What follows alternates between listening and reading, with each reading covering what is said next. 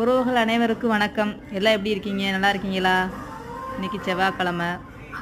ஒரே மாதத்தில் வர 3வது பஞ்சமி. இந்த மாதத்தோட கடைசி பஞ்சமி.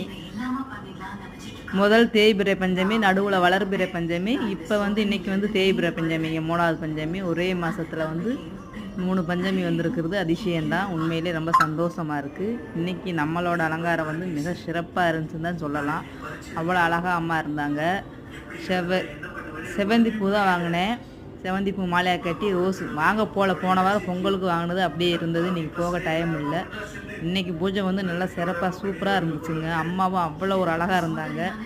பார்க்கும்போது உங்களுக்கே தெரியும் எவ்வளோ அழகாக இருக்காங்கன்ட்டு. சொல்ல வார்த்தையே இல்லை.